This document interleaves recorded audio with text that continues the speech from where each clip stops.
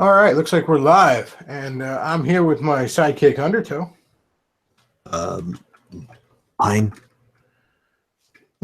Fine. All right. A couple interesting things. Last night I was talking about evolutionists, creationists, that kind of thing, and it's funny, Undertow. You actually mentioned to me afterwards. You were like, somebody's gonna complain that technically abiogenesis is a separate theory from evolution. And sure enough, I actually got a comment that said that. I called it. It doesn't show up on the video because for some reason comments don't fucking show up on videos half the time. Because YouTube.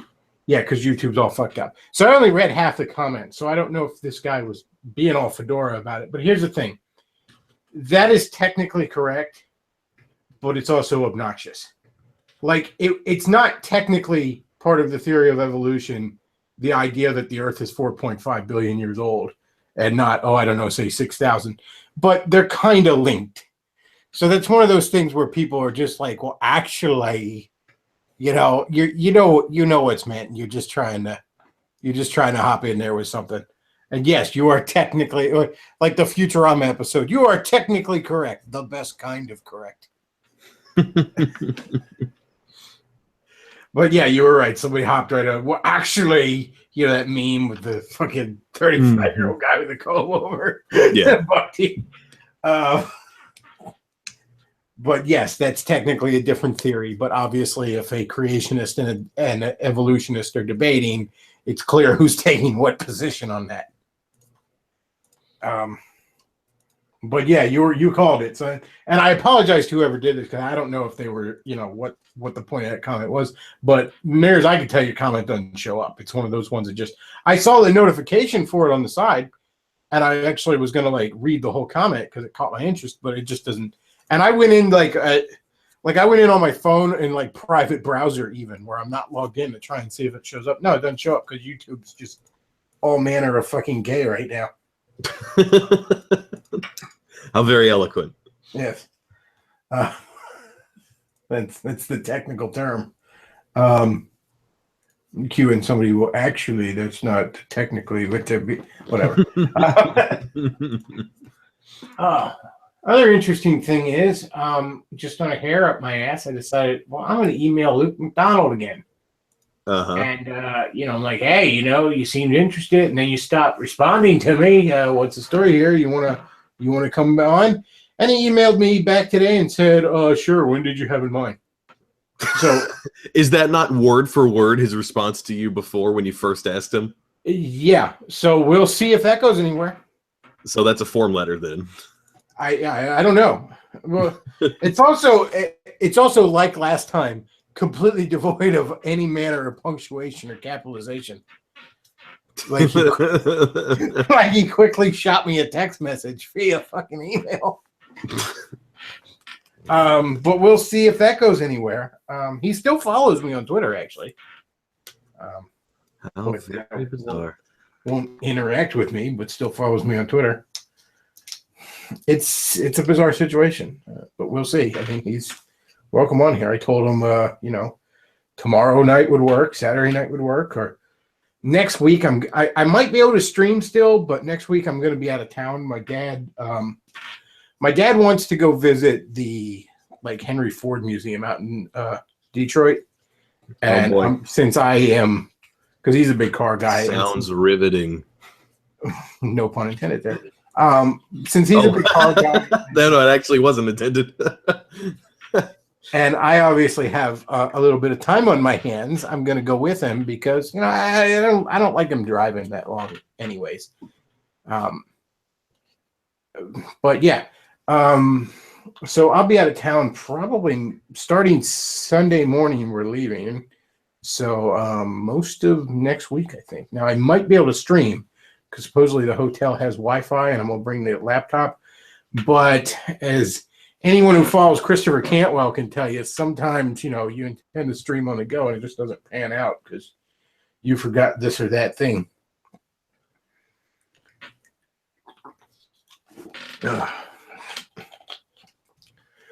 So, other than that, I mostly just wanted to kind of maybe talk about Good Friday shit a little bit, Easter, that kind of stuff. This is the almost Good Friday stream. It's the semi decent Thursday stream. Yeah, the Good Friday Eve. Somebody says, "Where's Luke?" Luke usually does his day Luke job. had to return to his home planet. Yeah. Luke usually does his day job this time on weekday evenings, from what I know. So one of the interesting things, because again, it wouldn't be a stream if I wasn't ragging on Movie Bob a little bit. Movie Bob, by the way, believes that the reason we have to oppose Russia is because they are. Let me guess, anti-gay? No. They are white supremacists. What? Russia is white supremacist, a multi-ethnic federation, okay, and is also a Christo-fascist regime. All right. Okay. Sure. Good thing, bud. Whatever you say. Whatever you say, big guy. It's like a 15-year-old that just got into politics. No, I'll tell you what it's like. It's super like a big spurgy and angry about everything. I know better than everyone else. No one listens to me.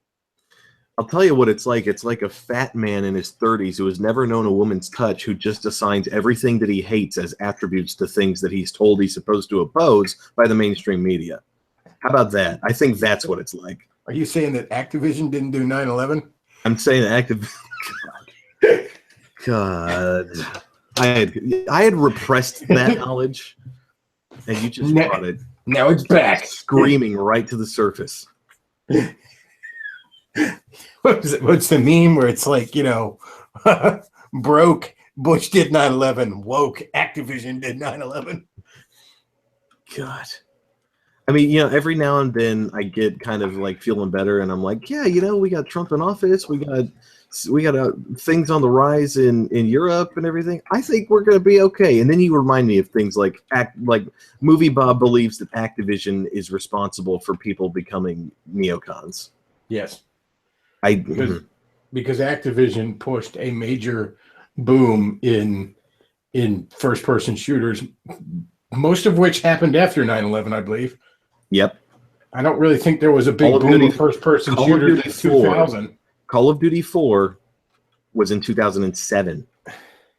I mean, unless he thinks, unless he thinks Doom and GoldenEye on the N64 is by Activision. You know what? He probably does. Because he certainly showed himself to be that misinformed about other things in the past. If it's not esoteric early 90s bullshit or Mario, he knows jack shit about it. But the other interesting thing I saw in his feed, and it wasn't him directly, it was something he retweeted, and it was something where it was like, number of Passover episodes that shows had done. And it's like 4 pictures, and one is the Rugrats episode, and the other 3 are blank, because all these other shows didn't do Passover episodes. Oh, that's so terrible. The Jews are so oppressed. Yeah, especially in the entertainment industry. Yes, good. Goyim, good. Yeah, the Jews are really underrepresented in the entertainment industry too, aren't they? But no, here's the shocking thing. In a nation that's predominantly Christian, entertainment focuses predominantly on Christian holidays. I know. Shocking.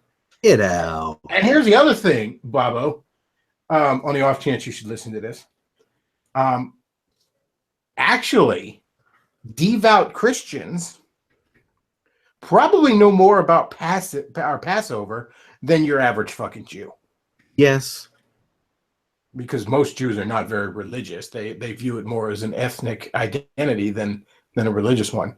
But your average Jew probably knows less about Passover than a really devout Christian. Let me put it that way. The type of Christian Movie Bob hates the most knows way more about fucking Passover. Because guess what? All those Jewish holidays that very, very blatantly point towards Christ, Christians tend to be all about them. I've actually known conservative Christian churches that actually make a point to even have some manner of celebration for Passover too. Yep. As basically an Easter prequel.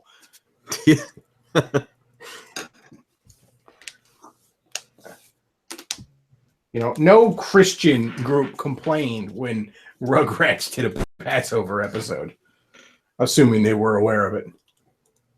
This was a shitty show, too. Oh, whoa. I stand by it. Okay. The only early Nickelodeon cartoon worth a damn was Rocko's Modern Life. You're a very strange, sad little man. I don't know. Ren and Stimpy. Ren and Stimpy was AIDS. It was hit or miss. No, it was AIDS. It was 100% bad. The only people that liked it were ADHD kids. I think Doug is probably the worst, though, because it's guilty of just being nothing. Yeah, Doug was like not even vanilla yogurt. It was just yogurt without any flavoring. It was ice cream where they managed to suck off. It's just ice. Yeah. When if you like suck on a popsicle and you suck the flavor out, you're just left with the ice. That's Doug. Ugh. No, Rugrats. I never liked Rugrats even as a kid. And Rugrats was on for like 40 fucking years somehow. Like that cartoon was on a decade, which in a kid's cartoon time is like a regular show being on for 40 years. All right. Well, as an FYI, the creator of the theme song is one of the guys from Devo, which is why it sounds so strange. In fact, I believe he did most of the soundtrack, which is why it had all that weird synthesizer stuff in it. I rather like the soundtrack to it. Yeah, I rather like Devo. And there we go. There it is. Somebody said Fairly Odd Parents, SpongeBob, Danny Phantom, hello. I said early Nickelodeon cartoons. Yeah. I mean, Rugrats, Doug, and Ren and Stimpy were the original three of the Nicktoons, their in-house stuff. And then Rocko was the fourth one they added. I don't really know much about him after that. I can't say I watched him much after that, but the only one I remember watching that came out after that was that one stop motion show they did called Kablam or something like that. Yeah, it was like a very, very long before my time. It's so hard to find. Like Nostalgia Critic was actually talking about that in one of his earlier videos, and he said, like, you're not going to see a lot of footage here because damned if I could find any. It's somehow weirdly forgotten, but there was this. I vaguely remember it being really funny. Now it was like probably 12 or 13. The one stop motion thing that stuck with me was the little vignettes that sometimes appeared between other shows that were called Prometheus and Bob. It was actually a joke about ancient aliens because it was an alien and a caveman. Yes, those were actually part of Kablam too. Yeah, that's right. They were, and it was so traumatizing to me. Yeah, like he would try to teach this caveman. And like the government, supposedly the story here was the government had found these discs or whatever, these recordings, right? These ancient buried recordings, and they nicknamed the alien Prometheus because there was no actual intelligible words anywhere in it. Yeah, and he would try and like the noises that he made and the way that he looked, the alien, absolutely terrified me as a child. He would try and be teaching this caveman something like, "Here's how you cook meat with fire," and it would all invariably end with the caveman accidentally setting the alien on fire or something. Mm-hmm. Like it would invariably end with some slapstick bit of physical pain comedy directed at this poor alien. I can't even remember what the noises were that he made, but I just remember that they terrified me.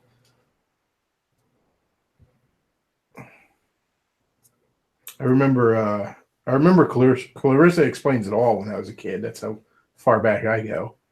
And what was it? Pete and Pete was the other one that started as like little shorts in commercial breaks and then became like a whole show.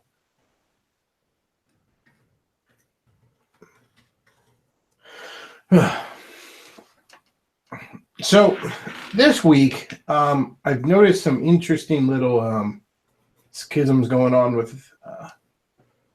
As I said, like in previous streams, it's like everybody of all the Donald Trump supporters, like 90% of them are splitting off into either the Dick Rider or the Sky is Falling camps. And I'm not really in either one. I mean, I was obviously very upset about the serious shit early on because it sounded like more than it was. And, you know, I'm not entirely happy with Trump delivering on stuff, but at the same time, I mean, you know, there's a lot to be happy about. And Sure. The Syria thing, I really think there's at least a pretty good chance he's just playing the neocons on this one. He looks far more aggressive on North Korea, but there's at least way more justification for that. Sure. In theory, toppling the North Korean government might be a good thing, but there's no good can come from a regime change in Syria.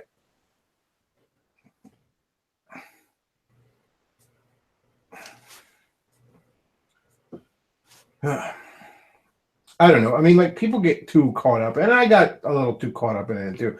Like, people said, "Oh, Bechtloff, you thought, you know, Trump was divine providence," and I mean, I did, and I still kind of do.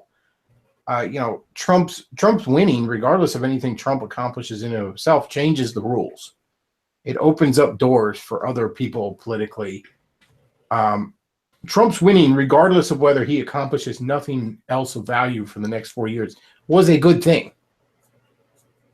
You know, it emboldened a lot of people to make changes. Mm-hmm. You know, Reagan didn't really accomplish all that much for the right, and people still consider his victory a really good thing that ushered in a whole new breath for the right, you know, a second wind. And it's likewise with Trump. So yeah, I do think the hand of God was at play in getting Trump into office, regardless of whether or not he he fucks this up.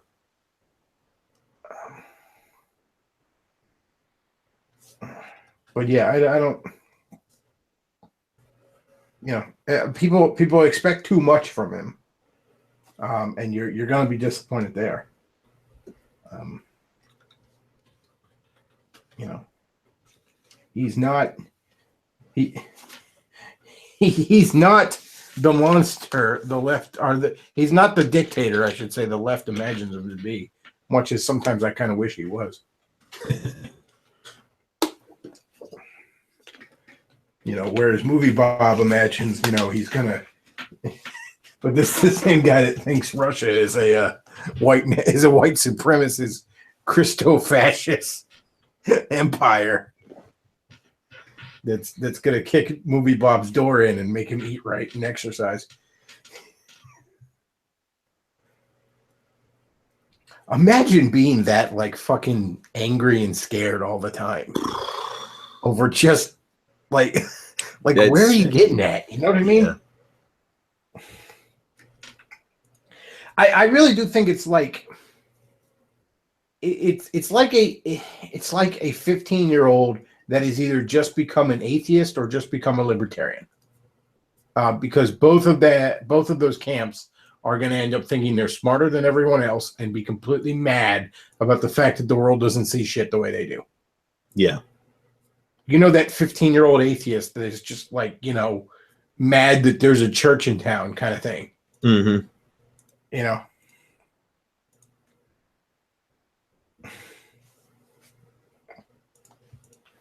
Somebody says, imagine if Bob kept this crazy to himself and only reviewed movies. We would probably be making a lot more money on YouTube, that's for sure. Yeah. Well, maybe not on YouTube anymore, but. Well, yeah, there's that. But, yeah, that's an interesting topic. Forney was even complaining. I mean, a lot of the alternative media sites are not doing that well, despite being very popular, because they can't get ads. And I mean, this has been part of this should have been expected. And I'm not saying it's right that they're blacklisted. I'm not saying anything YouTube is doing here is right. You know, they shouldn't be doing it, and in some cases, it might even border on illegal. Let's bear in mind that, I mean, we don't really have the right of freedom of association anymore. Much as I think we should, we don't. You got to bake that dildo cake for the faggots. Let's keep that in mind. But I mean, this is to be expected. Look at like talk radio, right? A guy like Rush Limbaugh, top of the heap on talk radio, and Michael Savage is even more blacklisted. He can't even get on Fox. But those two guys are probably number one and number two. Savage is at least number three. But those guys can barely get any fucking sponsors. It's always the same shit on their shit. It's like LifeLock and Goldline and like My Pillow and Sherry's Berries. Yeah. You know what I mean? But it's not just like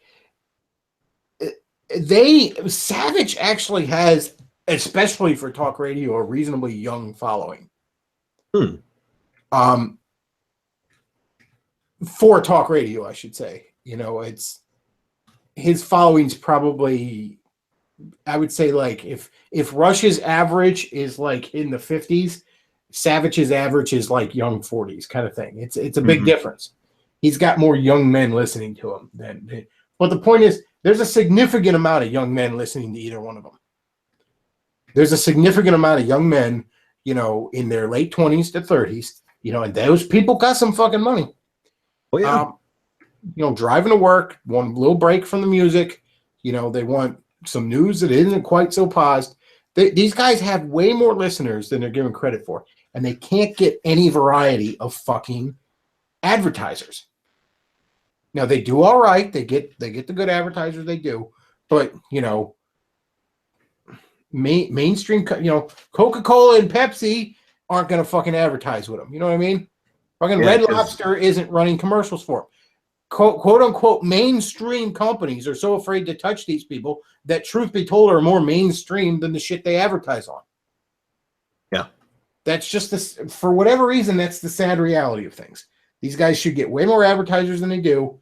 You know, Rush Limbaugh was on ESPN very briefly until the leftists eventually chased him off a couple years ago. Because now, okay, because we don't want ESPN being politicized. Meanwhile, Keith Olbermann could be on there. Yeah. And that's just, I mean, it's not fair. It's not right. It's not even all that smart for him, but it's the reality. And these alternative rights sites, they should have known it. They should have planned for it. I'm not saying it's good what's being done to him. I'm not saying, you know, I'm not saying that it's right or fair or any of that stuff. I'm just saying it was predictable. And that's even before you take into account the YouTube shit going on right now. Now, what's the one that isn't really hurting that much right now? Fucking InfoWars. You know why? Because everyone wants to make fun of Alex Jones for selling you know, supplements and water filters. But Alex Jones doesn't have to rely on a lot of fucking sponsors, does he? Nope. And look, now obviously not everybody has products to say. I don't have any fucking thing I can sell you. You know what I mean? I rely on sponsors for the little and tips for the little bit that this of money this makes me, but obviously it's not my I don't get anything. Primary income source. Which actually I need to work on that. You and Luke do. Oh no, that's not what I was saying. No, I know that's not what you were saying, but that's what I'm saying. I need to as money for this increases, I need to set aside some of it to give you guys some for. You guys do a lot of great work for me. Thank you. I mean, there isn't a lot to share with you right now. That's the reality of it. But yeah, trust me, if this is ever making me significant amounts of money, you two are both getting paid. Well, thank you. And I'm saying that live on the air, so take that to the bank, as it were, quote unquote. But anyways, that's the other thing. Like, look, I every time I'm on here, I say, hey, you know, if you enjoy the show, tips are greatly appreciated. Donations, I prefer to even think of it as tips. You know, it's not mandatory, but it's appreciated. And guys, this is something you're gonna have to do for the alternative media you like, until other dynamics are figured out. Yeah, I mean, the reality of it is that advertising as a model for making money just doesn't work anymore. Everybody hates ads. You know, they've hated them forever. It's just that because of television and radio, being set up the way they were, we have sort of been for more than 100 years conditioned to just accept it. But now that the internet is here, we don't have to. People who are savvy enough, i.e. can click one download button, can get around all ads. And that has completely, the dynamic has to change. And I don't know what else can be done, but I remember Linkara's anti-ad block video, and everything he said in it was truthful. It's just Linkara is kind of a smug douche, and you want to slap him. Right. And I don't even hate Linkara. Like, you know, he just maybe needs a buddy in his life that calls him on his faggotry once in a while. But I don't think Linkara is a bad dude. Some of the people in that circle, I think, are, but. Yeah, I can't wait for Mr. Mediker's videos on them. Yeah, but I think Linkara is he's just kind of like, his assholery strikes me as kind of like thoughtless, just because he's sort of aspy. You know what I mean? Yeah. But he's not being an asshole on purpose. Like Spoonie's an asshole on purpose. Mm-hmm. You know, but Linkara is just kind of, I don't know. He's like one of the guys on The Big Bang Theory or something. He doesn't mean to be snide. You know what I mean? He's just, he doesn't know any better. Like I said, he needs someone in his life to say, hey, you're being a tool. But anyways, his video, he was dead right. Like, you know, you should click the ad block off for the stuff you really like. That helps them. But by the same token, and I've said this before, it's also incumbent on content producers, entertainers, to make the ads as unintrusive as possible. Obscurus Lupa was a good example of not doing that right. She had like the most ad breaks of anybody on Channel Awesome back when I used to watch them. Like obnoxiously so. And there were no ad transitions. It would cut her off mid-sentence and shit half the time. When people complained, she would say some bitchy thing like, you could just watch all the ads first. Or you could just fucking do your job and make it so I barely notice there are ads. You know, maybe do that. And, you know, some people to get around ad block, they're going to put ads in the middle of their show. Like I do. I do that, you know, because I don't rely on YouTube ads. If someone sponsors this show, I take a quick little ad break. And you know, one ad break in the middle of a 2-hour live stream, I don't think is that obtrusive. Yeah, usually 3 or 4 hour. Yeah, a minimum of 2-hour live stream. You know, and I try and make it somewhat entertaining. We're going to get to this, you know, we're going to say, hey, here's the product. You might like this. Do check it out.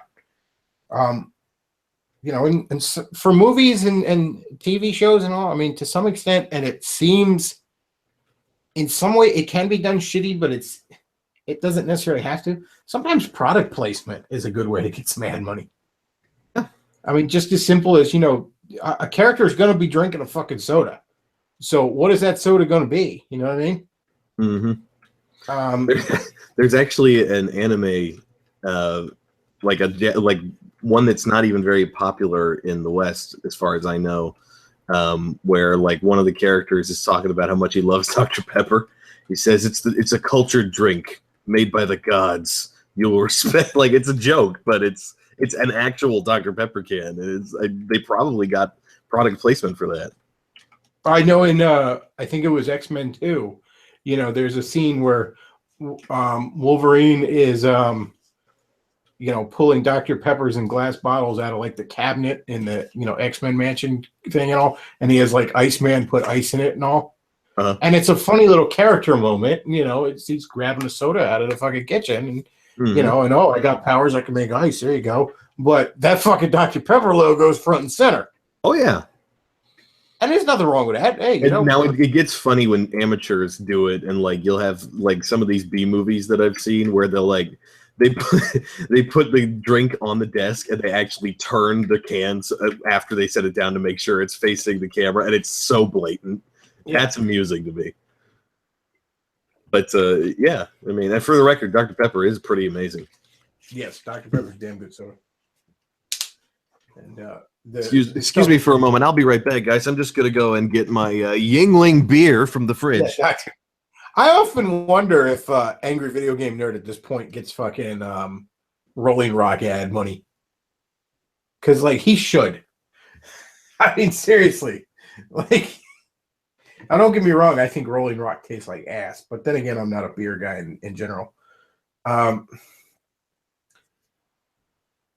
But yeah, like, I mean, there's ways to do ads, and look, there's even ways to do commercials that are entertaining in and of themselves. There have been commercials over the years that have been extremely funny. You just got to put some fucking effort into that kind of shit.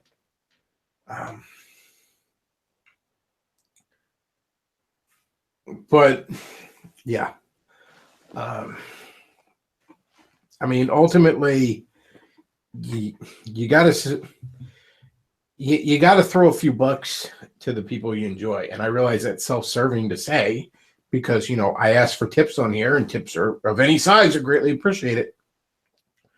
But especially for the guys that are trying to make a full-time living out of this, it's hard, man. It isn't easy. You got to show them some love when you can,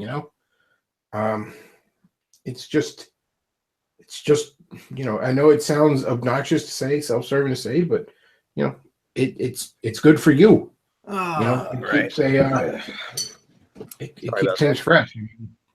Speaking of fresh, this Yingling beer is great. Yeah. I just love it. Seriously though, I haven't had any alcohol for like a month and a half, and I finally got some beer in the fridge today, and I'm just feel very good about that. Well, I guess Good Friday is the end of Lent, isn't it?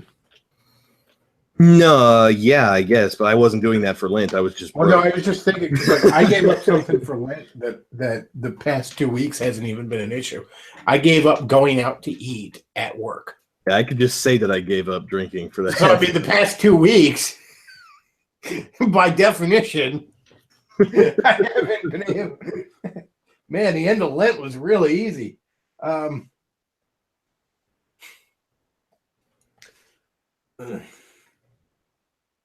You doing anything for Easter? Wasn't planning on it. Yeah, like I said early in the stream, I'll be actually heading out with my dad. I very rarely do anything. It's so weird. Like Easter, for the very devout Christians, is obviously the bigger holiday than Christmas. Mm-hmm. But culturally, Christmas is obviously the bigger holiday. I mean, thinking back to when I was a kid, on Christmas, I mean, that's when you got the really big toy. You know what I mean? That's when I got like, a Nintendo or a Game Gear or something when I was a kid, and then Easter you get like candy. And that's it, That's like, a lot of candy though. Here's some candy. There you go. There's a bag of jelly beans. Twizzlers, my man. Twizzlers. All about the Twizzlers. I was all about the Cadbury eggs as a kid. By the way, have you been noticing that all of our sponsors have been paying in rubles recently? That's weird. I just find that strange. I know. I got a little bit of shekels, but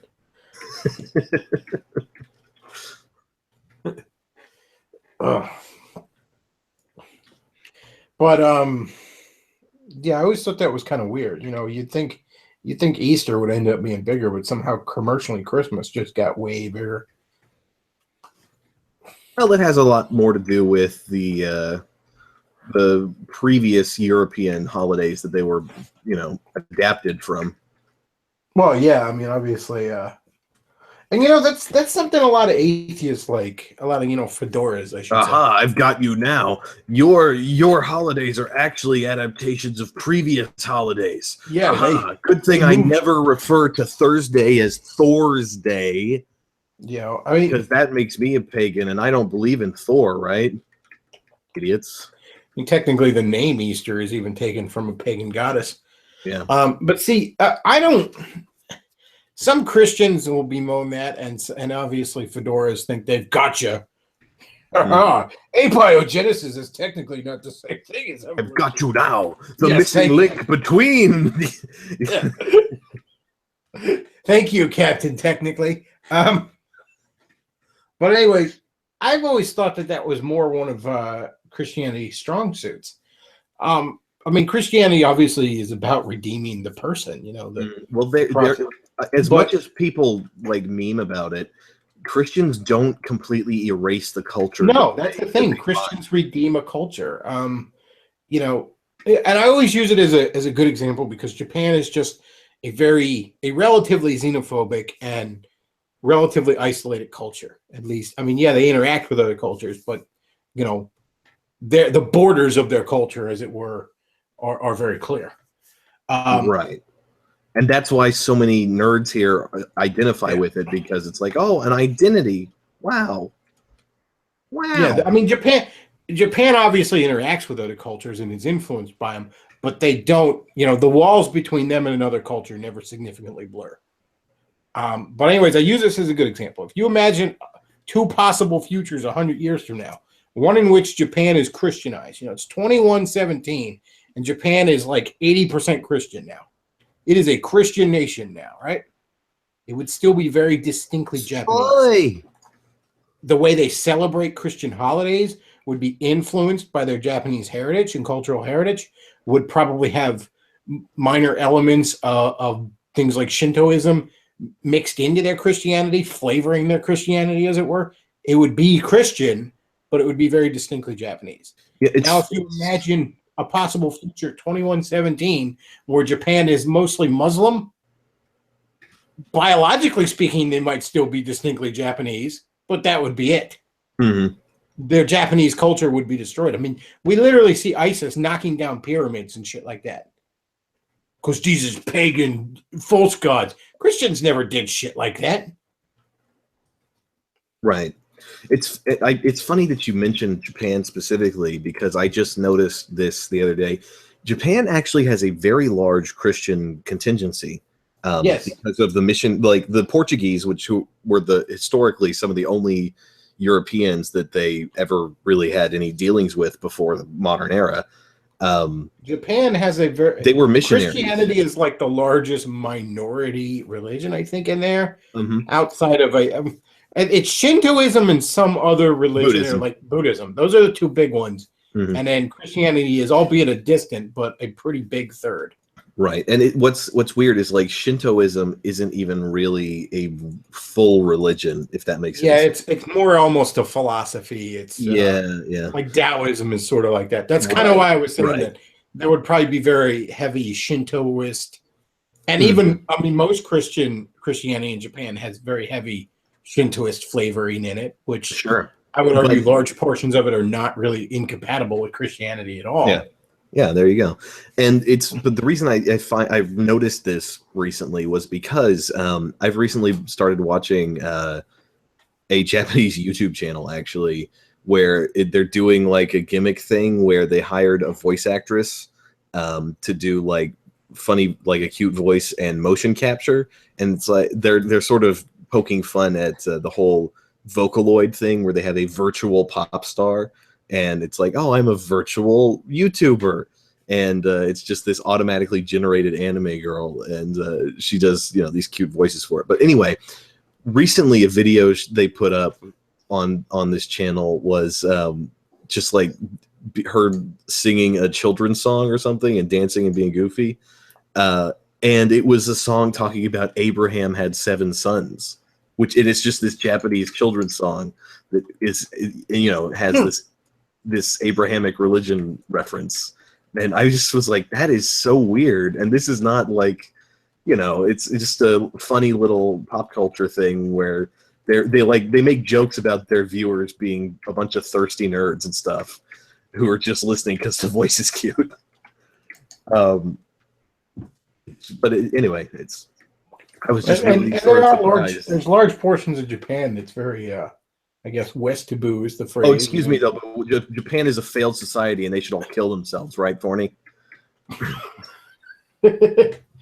I know Thorny. That really triggers me. I'm sorry. I know Common Filth was saying that too. And look, I mean, like Japan is sort of in this stage of being idle rich right now. And yes, I know Japan's economy is not that good, but they're still prosperous materially. They have a lot of toys. Let me put it that way. Even if they don't have a lot of work, and it's one of the oldest continual civilizations on Earth, and I just have a hard time imagining that it's going to go away because right now they're all jerking off too much. Well, okay, they probably need to die down population wise because, as I've said on here before, and this is faulty thinking of many of my fellow Christians. Populations just can't expand indefinitely. I got news for you. That's R-type thinking. Okay, populations cannot just continue to expand indefinitely, particularly when you're on a relatively small island nation. Resources are finite. Even renewable resources only renew so fast. These people that imagine, like, people are like, oh, I think we could have 40 billion people on the planet. I'm like, probably not. No. Are you going to let them stay in your house?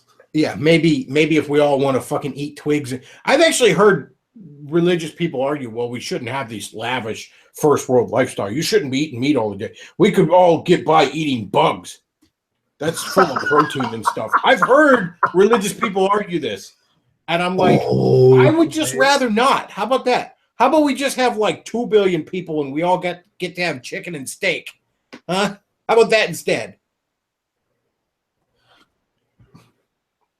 Because you know what? I like eating beef and chicken, all right? I don't even eat a lot of meat. Beef and chicken is like it for me, all right? I cannot fathom having that mindset. What would lead a person to think that? There's this weird mentality on behalf of some of my fellow religious people where they just think like you can't have too many people. You just can't. And then they'll argue like, well, people are very creative and we're so good at finding ways around natural. I'm like, we can bend the rules of nature, sure, but we can't break them. All right. So wait, are you telling me that you religious people, you are encouraging us to break God's natural order? That's what you're saying. Look, that's maybe think about that. This is one of the things that always turned me off on the pro-life movement for the longest time. There are a lot of the pro-life movement, not all of it, certainly not at the grassroots, mind you, but when it comes to the major pro-life organizations and all, and I'm not even talking about the Catholic ones, because them, obviously, it's not even really about abortion with them. They just hate birth control. They just hate the fact that people aren't pumping out fucking 15 kids apiece. And I can't get behind that mindset at all. Why? I'm sorry. I'm K-type, all right?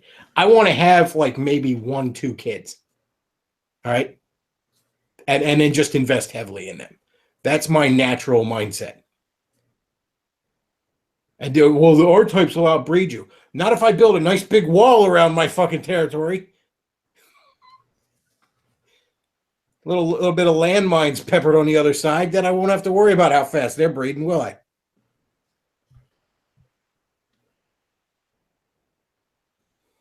For those of you who are curious, the name of that channel I was talking about is Kizuna AI.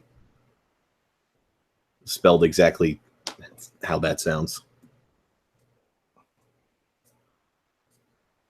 I mean, look, like, I get like why the Catholic Church used to push against birth control and used to push for people having more kids than they were inclined to, because the Catholic Church used to be in very K-type Europe.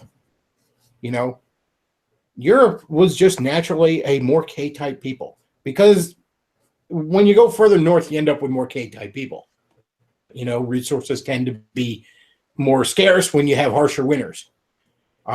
So encouraging heavily K-type people to maybe breed a bit more than they're naturally inclined to, that's probably a good thing. But when the Catholic Church exported that policy that they made up, it wasn't in the Bible. Nowhere in the Bible does it say you have to have a whole bunch of fucking kids. Yes, there's that be fruitful and multiply thing, but that was said when there were 2 people. You got to maybe look at some context here, all right? Nowhere in the Bible does it demand you just have as many fucking kids as you could possibly have. It says, yes, children are a blessing and all that stuff, but it doesn't demand you fucking do it. That's just something the Catholic Church made up, which, again, was a policy that generally served them well in Europe. When they decided to export that shit to our selected populations is when they started causing messes. Certain people who develop in tropical areas where the food is falling out of the fucking trees and scurrying between their feet, they don't develop K-type personalities, all right? the most shelter they even ever need is a little bit to get out of the sun and rain. All right. They don't have to store up piles of wood for the winter and shit like that.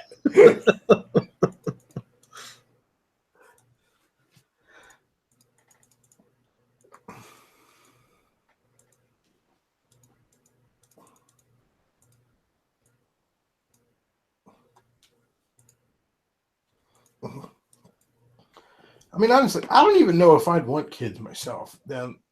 I just don't know if I have the temperament to be a father, would be my thing. Now, that's something that may indeed change if, when I find myself a good woman to make kids with. But, the fact that you even think about the fact that you might not be a good father indicates that you would be a good one. I would hope so. But yeah, see, that's the thing. That's kind of just the way it works. That's the thing. Like, if you're going to have kids, first and foremost, you should be saying to yourself, what do I have to offer this kid? It shouldn't be because I want kids. Fuck what you want. All right. You bring in another, like, people put less thought into having kids than I put into buying my dog back when I got him. All right. Mm-hmm. Believe it or not, when I bought little Loki, I actually went home and slept on that, whether or not I should get that dog. Like, can I really give this dog the things he needs, the time he needs? Am I gonna, am I financially secure enough that, this isn't going to be too much of a burden? Am I going to be able to devote the time to him? All that good stuff. And I thought, okay, yeah, I can do this. This will be fine. But I actually slept on it, on getting a dog. People don't put that much thought into having kids, and that frightens the fuck out of me.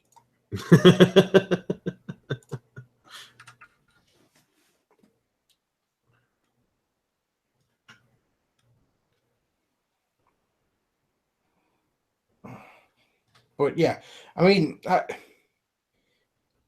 that's the other thing. Like, let's say I found a good woman to settle down with and I ended up married tomorrow. Obviously not likely. But I mean, I'd be wanting to spend a good year fucking her on every goddamn surface that'll hold up our weight. So, I mean, I don't understand these people that like start having kids right away when they get married. I'm like, don't you want to like, have some fun together first? I mean, not even say like travel maybe or something. I mean, at least, just be able to enjoy each other's company before you bring a kid into that.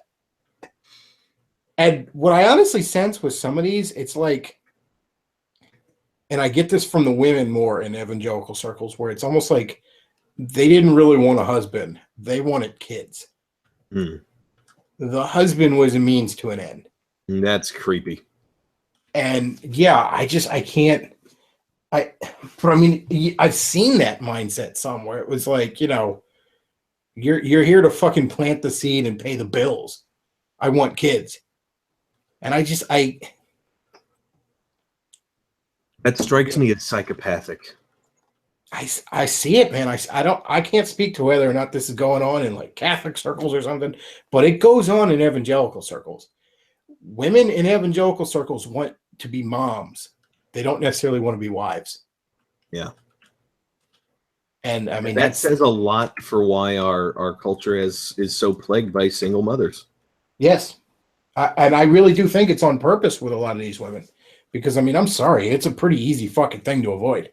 Mm-hmm. You can only get pregnant a couple days out of the month anyways. I mean,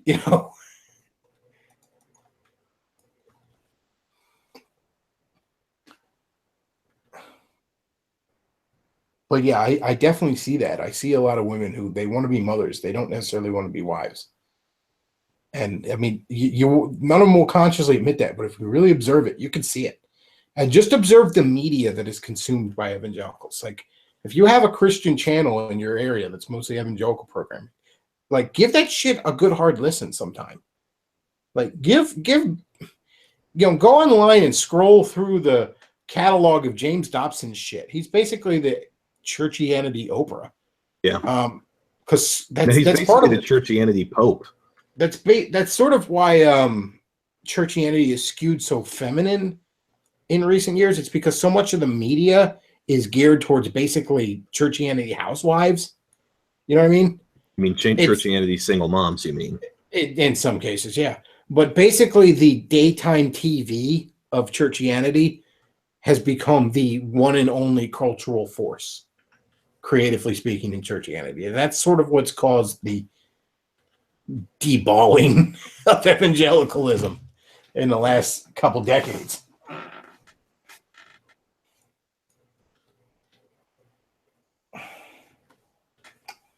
But yeah, I see that time and time again, and it's these women, they just want to pump out a bunch of kids, they give the husband like no fucking thought, you know.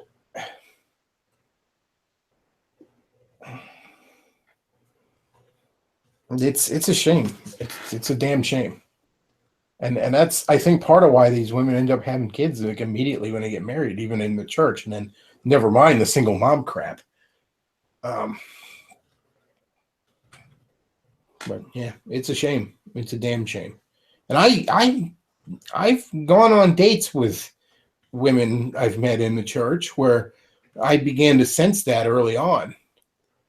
You know, I'm like, oh, this woman wants to be a mother. You know, my job would be to, you know, plant a seed and get a job and probably end up having to fucking, you know, sell all my shit. I've seen that too, man. I saw somebody from my church one time sell a bunch of his, he had a bunch of old comics from like the 80s and 70s and 80s that he sold to us because the wife was pumping out another kid. Oh, God. That's just sad. You poor bit. But in all fairness, though, when I used to run that comic stand, guys whose wives were making them sell shit were bread and butter. And you know why is that a thing? Why is it always them who has to give something up for her? Yeah, always. It was an old Dennis Leary bit. There was an old Dennis Leary bit where he said like Dennis Leary joked that he used to hang out with Wayne Gretzky, one of the greatest hockey players ever. I mean, I'm not even a sports ball guy, but even I know that much. You know, the Michael Jordan of hockey. And he goes, yeah, Wayne Gretzky. So Michael Jordan was the Wayne Gretzky of basketball. Yes. I was just putting it in terms more people know about. But, you know, he was like, Wayne Gretzky's got like, I don't even know the number, you know, fucking 800 goddamn MVP trophies. You know, it's just ridiculous amounts of MVP trophies, right? He goes, you know where he keeps them? In his fucking garage. Because the wife has the whole rest of the damn house planned out.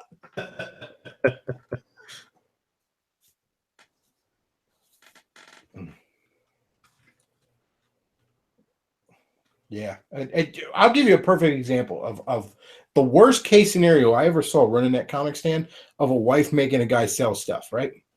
This guy come in, huge fan of Hellboy, right? He comes in with almost, if not every Hellboy comic book it was probably like 5 years behind, but basically the entirety of it, including Hellboy's first appearance in this shitty creator-owned John Byrne comic called Next Men, which you can guess what that's ripping off of. You know, John Byrne was fired off of another title of a similar name and decided to just do it. Fuck you, I'm going to start my own X-Men with blackjack and hookers. But anyways, Hellboy has like a guest appearance in this book before he had his own book, which, because nobody ever gave a fuck about Next Men, and the print run is like 9 a fucking issue. You can imagine we sold that comic book alone for $200 and we lowballed it. And then all these other fucking Hellboy comics, Hellboy trade paperbacks, 3 different Hellboy action figures still in the box, 2 that were out of the box, but like had all the pieces with him. You know, he did like I do, where he just took it out of the box and put it on his bookshelf or something. Mm-hmm. All this shit, right? He came in, he was going through a divorce, and we bought that shit off of him for $50. Wow.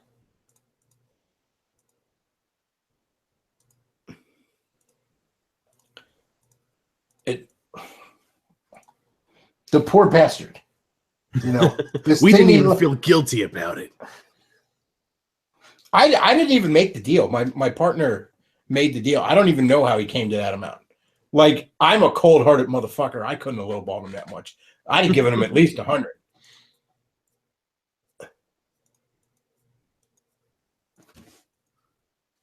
I mean, granted, like, Hellboy isn't the most popular thing, so we did end up sitting on a lot of those issues for a very long time. You know, it's not like they flew out the door immediately, but it's also good to sit on stuff. When people come to your store, you want them to see, you know, a wide variety of shit every time they come in. You know what I mean? Right. It just makes them feel better about being in there. Like, oh, I never know what I'll find, kind of thing. So it's not like sitting on stock is inherently a bad thing, but it was unreal. And again, it's just the phenomenon of wives making guys sell shit, which we'd seen plenty of over the years.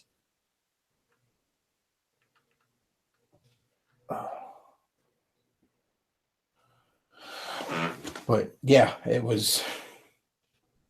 I think there's actually technically a Hellboy comic book that was distributed at a Comic-Con right around the time of that Next Men issue. That's, some would argue, is his first appearance, but nobody fucking has that. So, I mean, nobody gives a fuck about Next Men either, which is why that one issue is stupid expensive.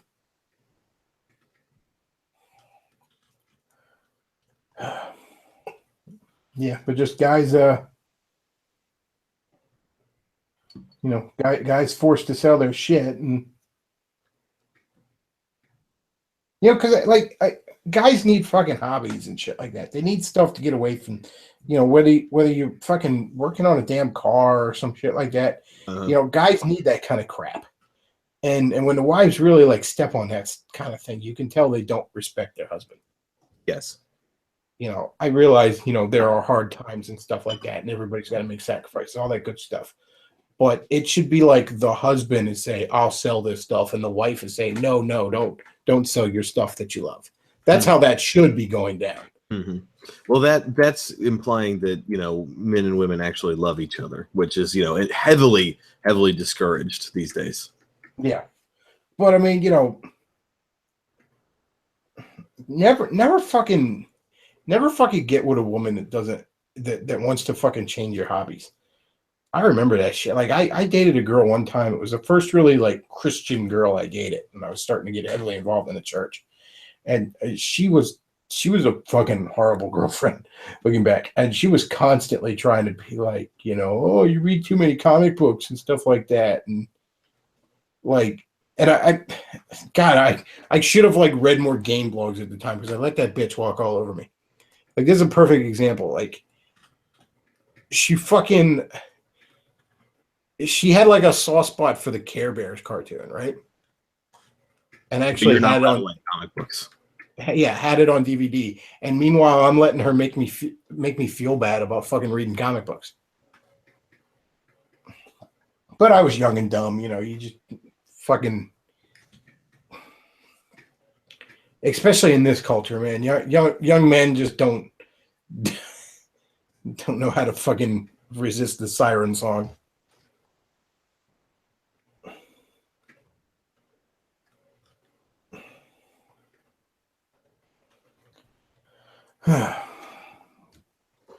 So tomorrow, I guess, Good Friday, and you know, you want to talk any about the Nintendo Direct from yesterday, or do you want to save that for Saturday? Oh, you know what? I haven't watched it, but if you want to ramble on a bit about it. Well, there wasn't really all that much of note. Just sort of like, hey, we've got new games coming out. But the new information that they showed was they had a little breakdown of the mechanics of ARMS. And they revealed a new character for it, which is like this Japanese girl who her whole theme is like ramen noodles, which is really funny. Because, you know, they have the long stretchy arms, and so she has like noodle arms. It's pretty cute.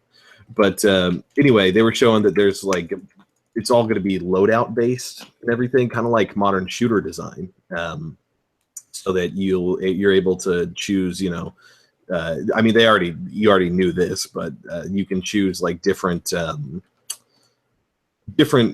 gloves for each arm that have different abilities. But one of them that they revealed with the new character was like a dragon head puppet thing, but when it opens its mouth, it shoots a laser.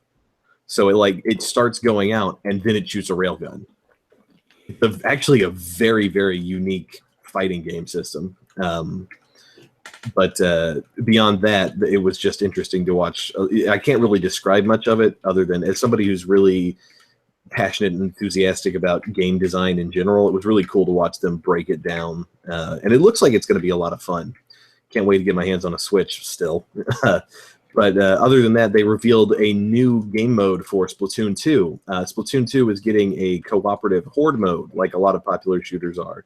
And you would assume, okay, you're going to fight against Octolings, right? But no, they've come up with a whole new faction, I guess, for the enemies of the horde mode. And it's not... It actually expands the Splatoon world a little bit more in a really, really dark direction. Because apparently outside of Inkopolis, the world of Splatoon is genuinely a disgusting, polluted, post-apocalyptic wasteland. And you're fighting these fish guys called the Salmonids, and the game mode is called Salmon Run. So basically, when you kill one of these little enemies, they drop like a salmon egg. Which it's revealed that's what the little red ball pickups were from the first game in the single player mode. Those little red balls are actually salmon eggs. Oh, jeez. Yeah, and they're like it's part of how the squid society is powered. In addition to the zap fish, which provide the majority of power, this is like an auxiliary thing that powers other types of stuff.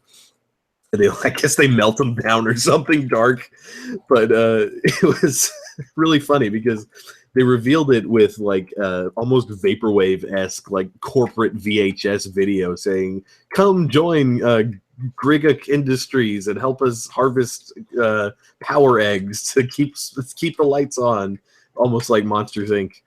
But it looks really fun. The Salmonids are like. They kind of just hop around on their tails. They don't have feet or anything.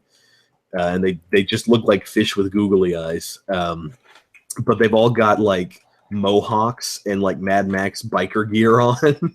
And they're crawling out of the sludge towards you slowly. And it just looks really cool. It's the kind of stuff that you're used to in horde shooters. Like when one of your teammates goes down, you can revive them.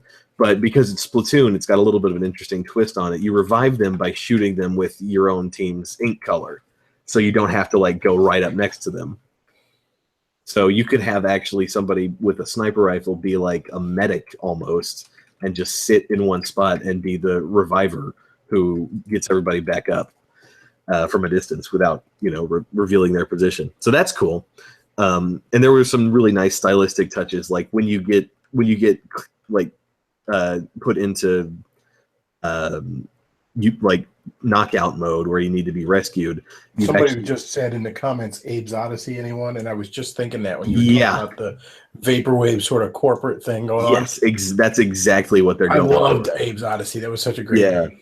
Yeah, Oddworld and all that.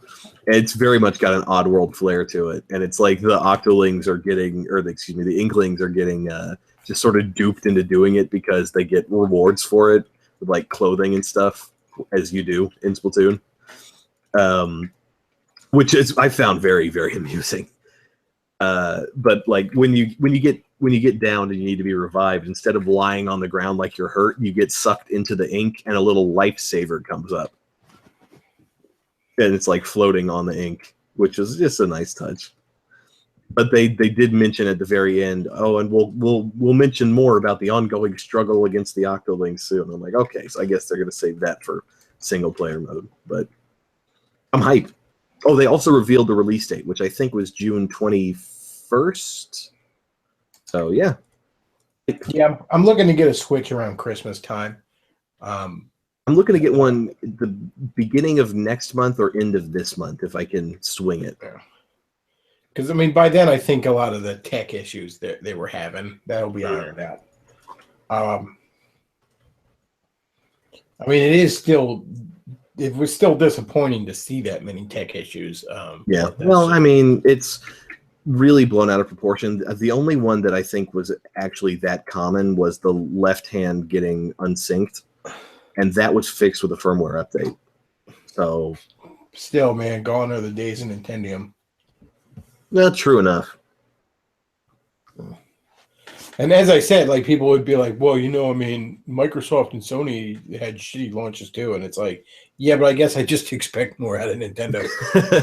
Yeah. Yeah. Something I was actually thinking, because I mean, let's face facts, it'll be probably a couple of years before they get out the next system, Smash Brothers. I was actually thinking it'd be kind of cool to see them do like a like collection of the 4 of them, and release that on the Switch. I mean, because it'd be easy enough to do, the first 3 with the Pro controller. I don't know if there'd be issues on porting the Wii U version, but the first 3 could easily do. And I realize like everybody seems to have their favorites. I mean, obviously the hardcore players all like Melee, and fucking. A lot of the other people, would probably prefer the Wii U one, but I mean, I still think a collection would probably sell, and it's probably easy enough to port that kind of stuff. And I bet you there's a lot of people that never played the N64 one and would just be curious about it. I don't really like the N64 one very much. It's not that good. It's way too slow. I mean, just by necessity of the longer processing time. Mm-hmm. Although this is fun. You're gonna appreciate the graphics are rough, and I mean, yeah, I realize that it's almost unfair to say that, but it's we talk about graphics that haven't aged well, even for that system. It's just speaking of the N64, today I actually substituted in our local high school's new gaming development academy, which is a thing where they actually like make stuff in Unity and Game Maker, and they get like a certification in programming and stuff. It's pretty cool, and I wish it was around when I was, going to school there. But anyway, one of the kids there actually was the younger brother of someone who I went to high school with, so they kind of were just like, "Oh, hey, it's you," and I was like, "Oh, hey," and I was just chatting with him, and he's like the whiz kid who just loves computers and stuff. He made a game for his project, which was basically a clone of Sinistar. If you've ever heard of that old game, where it's like kind of like Asteroids, Asteroids, but a little bit cooler, and stuff fires back at you. But anyway, we were talking about stuff, and somebody I mentioned something about QPU alignment, and somebody said what, and then this one kid said, "Oh man, that video was magical," and he looked at me and was like, "What are you talking about?" And so I showed for the whole class Panercoics, but first we have to talk about Parallel Universes video. And I actually had an excuse to do it because it's actually all computer science and like game development stuff. So it was 100% within the purview of something that I could get away with wasting 25 minutes of class on. And they were dying when he got to, how much, after all, I do build up speed for 12 hours. Everyone just like somebody did an actual spit take in the back of the classroom. It was incredible. What's also really funny is when these kids don't expect any of the quote unquote grown-ups to understand like meme references or something. And there was one class recently where the teacher was it was a yearbook class. And the yearbook's done because we're getting close to the end of the school year, obviously. So they've just been doing whatever. They were watching Shrek as one of their movies to kill time in class. And one of them said, "Get out of my swamp" or something. And I said, "Hey, one more outburst like that, and it's all ogre for you." they all were just like, "Did the teacher just?" And I just kept going with my day. Oh no, the teacher knows memes. Yeah, I know. And I would say, "Listen, guys, I know you think that this movie is Drek, but it's got a lot of layers. Okay, so please just pay attention." And like they were like having an existential crisis. Oh my God, he knows what we're talking about.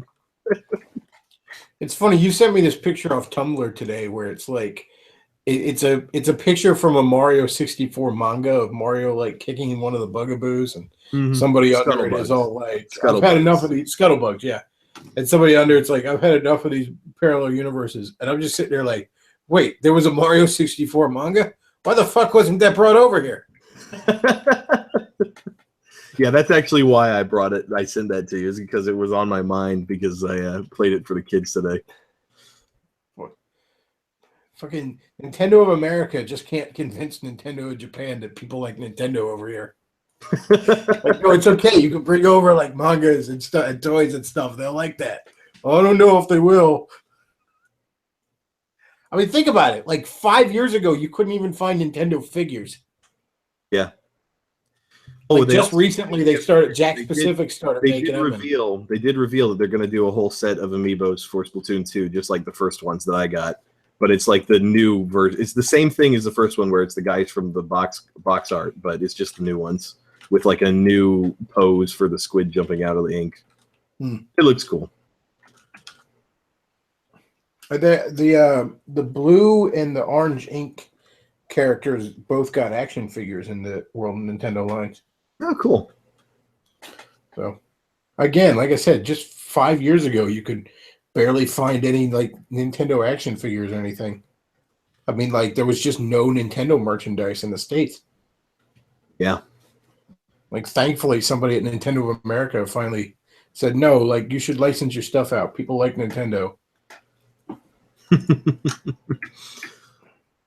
I mean, I'm surprised you don't get more that they haven't licensed out for like animated series or comic books or shit like that. I mean, well, they never do that anymore. Well, here's the thing: whenever you talk to the officials at Nintendo and you say license something to the West, they immediately go to the Mario Brothers movie. Yeah, I understand that. And if that was the first thing you thought of, you wouldn't license anything in that. But at the same time, let's look at the Mario Brothers movie for a second here. You wanted to do a live action Super Mario Brothers movie. No less at a time when Mario had not that many games and not that much established lore. Yeah. You were doomed for a laundry list of reasons. Now, like a year or so ago, there was a rumor that Sony might do an animated Mario Brothers movie. Oh, the irony of Sony doing that. Well, okay, yes, I realize, but that might be awesome. Maybe. Now, they could fuck it up for any number of ways. But it's not inherently doomed right from the get-go. You know, Mario is a very cartoon style and very colorful yet surreal. It would make a totally fine animated movie. It certainly. You could make a great animated movie out of it. I mean, for fuck's sake, you managed to make Mario never actually spoke himself, though. Yeah, I mean, they managed to make a really good Angry Birds animated movie, for fuck's sake. But you could do you could do it. But I mean, the Mario Brothers movie is just production issues, and I mean, it sucks. But it was basically doomed to from conception. That said, I mean, you could do, say, a live-action Metroid or Zelda. Yeah, Metroid would be great. They did a live-action commercial for Metroid Prime, and it looked awesome. Somebody did a fan-made, I mean, it's tons and tons of CGI, or it was almost damn near not live-action. Well, it would have to be. A live-action Metroid short film on, like, YouTube that really turned out pretty damn good. Yeah, you could, and I mean, an animated series, you could do a Zelda or a Metroid animated series easily. What could possibly go wrong? Obviously, you could fuck it up, but... Well, excuse me. Even the Kirby cartoon wasn't that bad, and there's not a lot to work with Kirby. Kirby was an anime. It was originally made for Japan, so they were more comfortable with doing weird stuff. I think a lot of the problem with the Mario Brothers Super Show and the Zelda cartoon was that they just didn't have any idea what to do with any of the stuff, because the animators are like, what the hell are these things? I don't play video games. I'm an artist. Yeah, see, that's the other thing that somebody nowadays it'd be a lot easier. You have people, you have movie makers, animators comic book artists, what have you. You have people working for these mediums that grew up with this source material and know what makes it special. Mm-hmm. You know, but even the Zelda cartoon isn't that bad for an action cartoon of the 80s. Sure. I mean, the Mario one really gets you. The Mario one is pretty fucking rough. But the Zelda cartoon, Mario, it's a football. I made it. It's a stone, Luigi. You didn't make it. What does this have to do with Mario Brothers? I ask you. yeah, It's me, your brother Luigi. you know what? The beginning Luigi. of that show. There's no Mushroom Kingdom. You've got Terminal 7 brain cancer, Luigi.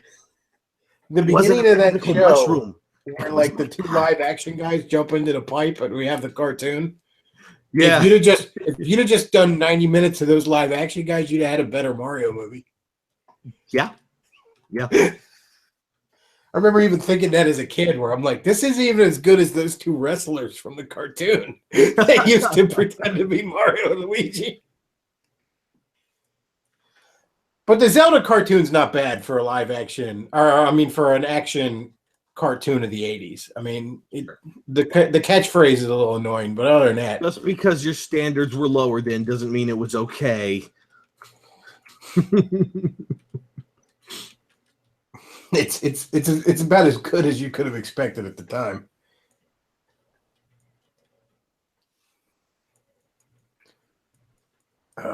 But yeah, like you could. There's tons of great stuff they could do with that now, and they just, again, Nintendo of Japan just. Well, I don't know about that. It's two things. It's number one, they're afraid that it's going to get butchered. Number two, that they're not. They're like, I don't know. Would that sell? That's why they made so damn few amiibos at first. It's like, yeah, really nicely made figurines of our beloved characters that also unlock things in a game. Nobody's gonna want those. Yeah. Oh no, they've sold out everywhere, and people are knife fighting over fucking pit amiibos. Someone hijacked a truck in the UK for the Splatoon amiibos. Oh no! How could anyone have predicted this?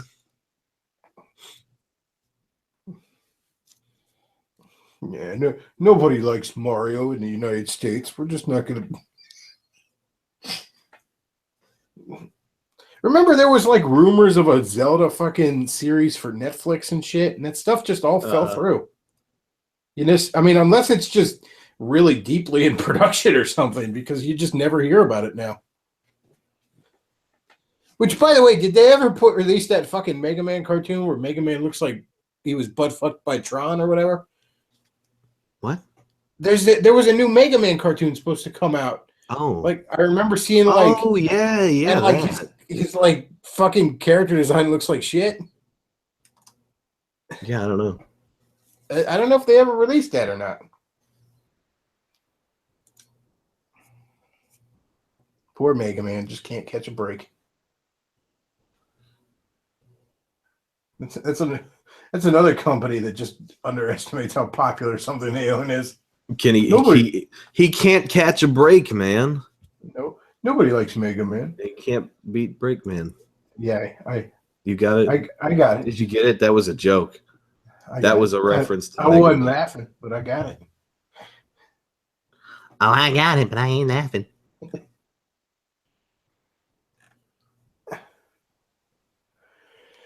Oh man. All right. Well, I guess we'll probably wrap this up here soon. I don't know. Good Friday tomorrow. It's of all times, it's the one time to remember. That we're all sinners. We're all fucked up. I'm certainly a recovering degenerate myself. So never take too seriously anything I have to say. Never think I'm anything more than that. But go to church this weekend. Get yourself right with God. Nah, although maybe this weekend isn't the best time to go to church because it's packed with all them damn heathens coming in for once a year. But still,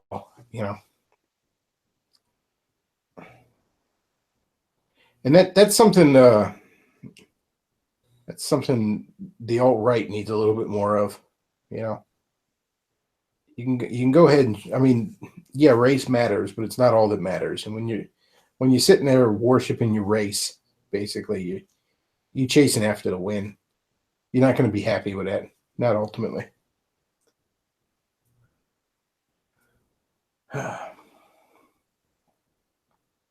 Somebody in the chat says, find Jesus. So yes, very much so. All right. I'm going to wrap this up then.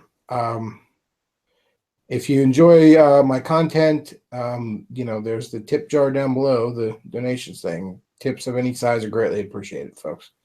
And I know it's self-serving to say it, but now more than ever is a good time to show the content creators you love, show them some love. All right, so that's about all we got for tonight, folks. Undertow, thanks for joining me for the impromptu stream. It was my pleasure. And Bechtloff out.